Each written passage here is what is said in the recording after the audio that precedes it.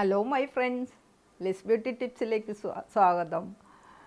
ഇന്നത്തെ എൻ്റെ പോസ്റ്റ് മുറിവെണ്ണയെ കുറിച്ചാണ് കേട്ടോ. മുറിവെണ്ണ എന്ന് പറയുമ്പോൾ രണ്ട് പദങ്ങളാണല്ലേ, മുറിവ് പ്ലസ് എണ്ണ എന്ന് വെച്ചാൽ മുറിവിന് മാത്രമല്ല കേട്ടോ ഇത് നമുക്ക് ഉപയോഗിക്കേണ്ടത്.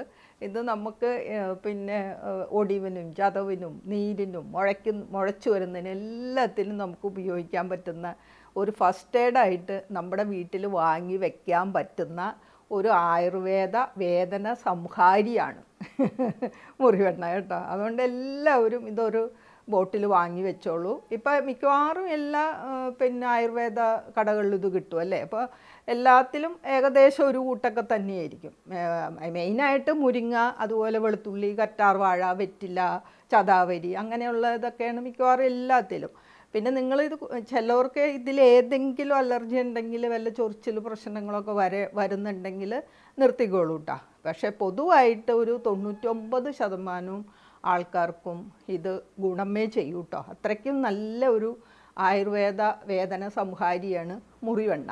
ഓക്കെ, കുട്ടികളുള്ളിടത്താണെങ്കിൽ ഇവർ ഓടിച്ചാടി വല്ലയിടത്തൊക്കെ തട്ടി വീഴും, അങ്ങ് മുഴച്ചു വരും അല്ലേ. അപ്പോൾ നമുക്ക് അപ്പം തന്നെ അതൊന്ന് കഴുകിയിട്ട് കുറച്ച് എണ്ണ ചൂടാക്കി അങ്ങോട്ട് അപ്ലൈ ചെയ്ത് കഴിഞ്ഞാൽ പെട്ടെന്ന് അതങ്ങോട്ട് മാറിക്കോളും. കുട്ടികളുള്ളിടത്ത് ഏറ്റവും നല്ലതാണ്. അതുപോലെ കളിക്കുമ്പോൾ ഒന്ന് തട്ടി വീണ് കാലൊന്ന് മടങ്ങിയാൽ ലിഗമെൻറ്റിനൊക്കെ ഒരു വലിച്ചിലൊക്കെ വന്നു കഴിഞ്ഞാലും കുറച്ച് എണ്ണ ചൂടാക്കി നമുക്ക് ഇത് മസാജ് ചെയ്യാം.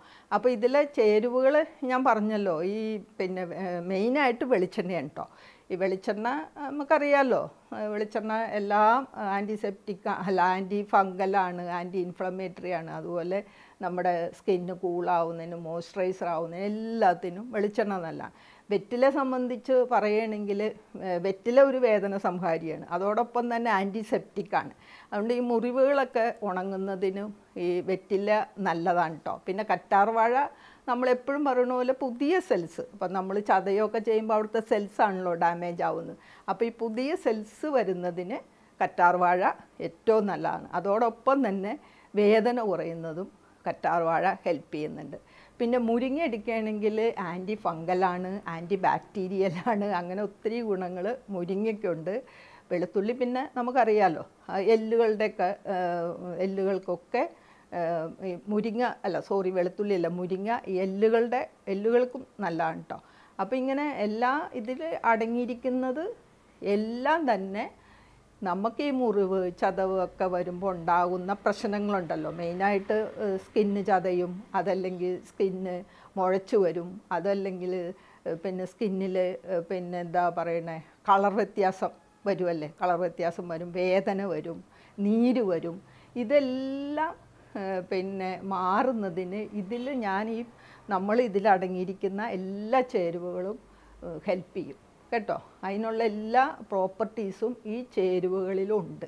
അതുകൊണ്ടാണ് ഈ മുറിവെണ്ണ ഒരു ഫസ്റ്റ് എയ്ഡ് നമുക്ക് സൂക്ഷിക്കാൻ പറ്റുന്ന ഒന്നാന്ന് പറയണത് കേട്ടോ.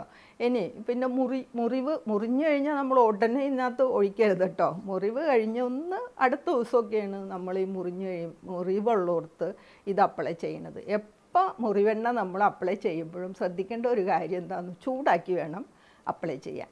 അതും ഡബിൾ ബോയിൽ സിസ്റ്റത്തിൽ ഡയറക്റ്റ് നമ്മൾ ചൂടാക്കണ്ട. ഒരു വെള്ളം തിളപ്പിച്ചിട്ട് അതിലേക്ക് ഒരു ചെറിയ ബൗളിൽ മുറിവെണ്ണ ഒഴിച്ച് ഇറക്കി വെച്ച് ചൂടാക്കി എടുത്തിട്ട് ചെറിയ ചൂടോടുകൂടി നമുക്കൊരു 5 മിനിറ്റ് പെട്ടെന്ന് ഇത് അബ്സോർവ് ചെയ്യും. അതാണ് ഈ എണ്ണയുടെ ഒരു പ്രത്യേകത കേട്ടോ. അപ്പോൾ ഇത് പെട്ടെന്ന് അബ്സോർവ് ചെയ്ത് ഒരു 5 മിനിറ്റ് 10 മിനിറ്റ് വേണ്ട, പതുക്കെ ഒന്ന് മസാജ് ചെയ്ത് കഴിയുമ്പോൾ തന്നെ നല്ല സുഖം കിട്ടും നമുക്ക്. എന്നിട്ട് ഒരു അരമണിക്കൂറൊക്കെ കഴിയുമ്പോൾ വാഷ് ചെയ്ത് കളയാം. അങ്ങനെയാണ് ഇത് നമുക്ക് ഏറ്റവും എളുപ്പം ഉപയോഗിക്കേണ്ട രീതി കേട്ടോ. പിന്നെ ചിലരെ സംബന്ധിച്ച് പിന്നെ മുട്ടുവേദന, അതുപോലെ പിന്നെ ലിഗമെൻറ്റിനൊക്കെ പ്രശ്നമൊക്കെ ഉള്ളവർക്ക് നമുക്കിത് ഒരു കോട്ടണിൽ ഈ എണ്ണ, ചൂടാക്കിയ എണ്ണ ഒരു സ്ക്വയർ കോട്ടൺ എടുക്കുക. അത് തുണിയായാലും കൊള്ളാം, പഞ്ഞിയായാലും കൊള്ളാം. എന്നിട്ട് അതിനകത്ത് മുക്കി നമുക്കത് കുറച്ച് നേരം വെച്ച് ബാൻഡേജ് ചെയ്ത് വെക്കാം കേട്ടോ. ബാൻഡേജ് ചെയ്ത് വെച്ച് നമുക്കതിലേക്ക് മുറിവെണ്ണ അടുത്ത ദിവസം നമുക്ക് ഒഴിച്ചു കൊടുക്കാം. അപ്പോൾ ഒരു 2 ദിവസമൊക്കെ നമുക്ക് ഈ ബാൻഡേജ് ഈ മുട്ടിലൊക്കെ വെക്കാം. പിന്നെ ഇനി മുട്ടിലിപ്പോൾ അഴിഞ്ഞു പോകുന്നൊരു പ്രശ്നമുണ്ടല്ലോ, അത് കൊണ്ട് പെട്ടെന്ന് നമുക്ക് രാത്രി കഴിഞ്ഞു പോകും. അങ്ങനെ ഉള്ളപ്പോൾ നമ്മൾ കെട്ടണ്ട. നമ്മൾ ഈ ചൂടാക്കിയ എണ്ണ ഇതുപോലെ തന്നെ തുണി മുക്കിയോ അല്ലെങ്കിൽ പഞ്ഞി മുക്കിയോ കോട്ടൺ മുക്കിയോ നമ്മുടെ ഈ നീരുള്ള ഭാഗത്ത് ഇതൊന്ന് വെച്ച് അമർത്തി പിടിക്കുക ഒരു 5-10 മിനിറ്റ് നേരം. അങ്ങനെ എന്നിട്ട് ആ തുണിയുടെ ചൂട് പോകുമ്പോൾ അടുത്ത തുണി, അപ്പോൾ 2 കഷ്ണം എടുക്കണം കേട്ടോ. അപ്പം നമുക്ക് ഈ ചൂട് പോകണ അനുസരിച്ച് മാറ്റി മാറ്റി വെച്ച് കഴിഞ്ഞാൽ ഈ നീരുകളൊക്കെ കേട്ടോ, നീരുകളൊക്കെ പോകുന്നതിനും നല്ലതാണ് ഇത്. പിന്നെ ഉണ്ട് കേട്ടോ, പൊള്ളുമല്ലോ പെട്ടെന്ന്. അപ്പം നമ്മൾ പൊള്ളനോടത്തും നമുക്കിത് അപ്ലൈ ചെയ്യാം കേട്ടോ. പൊള്ളനോടത്ത് ഈ പഞ്ഞിയിൽ കുറച്ച് ഒഴിച്ചിട്ട് ഈ പൊള്ളിയ ഭാഗത്തൊന്ന് ഒന്ന് അമർത്തി ഒരു 5 മിനിറ്റ് നേരം പിടിച്ചു കഴിഞ്ഞാൽ ആ പൊള്ളൽ മൂലം നമ്മുടെ സ്കിന്നിലുണ്ടാവുന്ന ആ ഡാമേജുകളും അതുപോലെ ആ പൊള്ളിച്ച അല്ലേ ആ നീറ്റലും ഇതെല്ലാം പോകും. ഇതിലടങ്ങിയിരിക്കുന്ന എല്ലാ പ്രോപ്പർട്ടീസും ഉള്ള ഈ നമ്മുടെ ആ നീറ്റലും വേദനയും നീരും ഇതെല്ലാം മാറാനുള്ള എല്ലാ പ്രോപ്പർട്ടീസും ഈ മുറിവെണ്ണയിൽ അടങ്ങിയിട്ടുണ്ട്.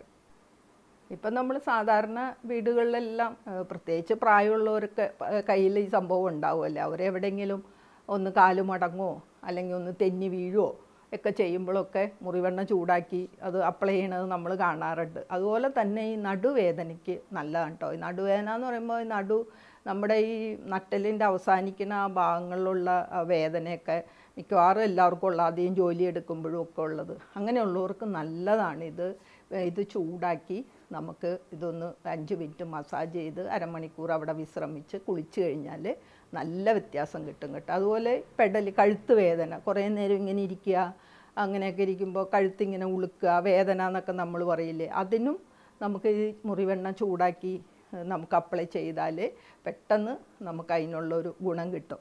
പിന്നെ ഒരു കാര്യമുണ്ട് കേട്ടോ, ഇപ്പോൾ നമ്മളിപ്പോൾ പിള്ളേരൊക്കെ കളിച്ച് വീണു അല്ലേ, ഫ്രാക്ചർ ഉണ്ടോ ഇല്ലയെന്ന് നമുക്ക് അറിഞ്ഞുകൂടാ. അപ്പോൾ ഒരു ദിവസമൊക്കെ മുറിവെണ്ണയൊക്കെ നമുക്ക് പുരട്ടി നോക്കിയിട്ട് നീരൊക്കെ കൂടുകയാണ്, വേദന കൂടുകയാണെങ്കിൽ തീർച്ചയായിട്ടും നമ്മൾ പോയി ഡോക്ടറെ കാണണം. അത് മറക്കരുത് കേട്ടോ. മുറിവെണ്ണയും കൊണ്ട് അത് തന്നെ പുരട്ടിയിരിക്കരുത്.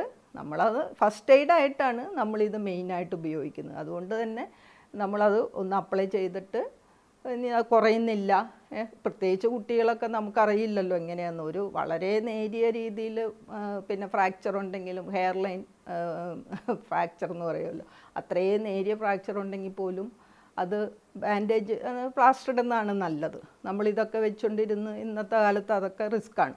അപ്പോൾ അങ്ങനെ മുറിവെണ്ണേനെ തന്നെ ആശ്രയിക്കാനല്ല പറയണേ. ഇപ്പം നമുക്ക് സാധാരണ ഒരു ചെറിയ വേദനകൾ അങ്ങനെയുള്ള പ്രശ്നങ്ങൾക്കൊക്കെ നമുക്ക് മുറിവെണ്ണ നല്ലതാണ്. ഈ കറ്റാർ വാഴയൊക്കെ എന്ന് പറഞ്ഞു കഴിഞ്ഞാൽ ഈ ചതവൊക്കെ പോയി സെൽസൊക്കെ പുതിയ സെൽസ് പെട്ടെന്ന് വരുന്നതിനൊക്കെ ഇതിലടങ്ങിയിരിക്കുന്ന കറ്റാർ വാഴയൊക്കെ ഹെൽപ്പ് ചെയ്യുന്നുണ്ട്. അപ്പോൾ എല്ലാം കൊണ്ടും നമ്മുടെ വീട്ടിൽ ഒരു മുറിവെണ്ണ വാങ്ങി വെക്കുന്നത് പ്രത്യേകിച്ച് ഈ കർക്കിടക മാസത്തിൽ ഏറ്റവും നല്ലതാണ്. അപ്പോൾ എൻ്റെ പോസ്റ്റ് നിങ്ങൾക്ക് എല്ലാവർക്കും ഹെൽപ്ഫുള്ളാവുമെന്ന് വിശ്വസിക്കുന്നു. അപ്പോൾ എല്ലാവരും ഹാപ്പി ആയിട്ടിരിക്കണം. പിന്നെ എന്നെ വായിച്ച് നിങ്ങൾക്ക് എല്ലാവർക്കും താങ്ക്സ് ഉണ്ട്. എല്ലാവരും സബ്സ്ക്രൈബ് ചെയ്യണം, ലൈക്ക് ചെയ്യണം കേട്ടോ. എന്നാലാണ് എൻ്റെ അടുത്ത വീഡിയോസൊക്കെ നിങ്ങൾക്ക് നോട്ടിഫിക്കേഷൻ വരുള്ളൂ. ഒത്തിരി കംപ്ലൈൻ്റാണ് ഈ നോട്ടിഫിക്കേഷൻ വരുന്നില്ല എന്ന്, അതുകൊണ്ടാണ് ഞാൻ എല്ലാ വീഡിയോയിലും ഇത് പറയുന്നത്. അപ്പോൾ ഓക്കെ തന്നെ. Thank you for watching. By.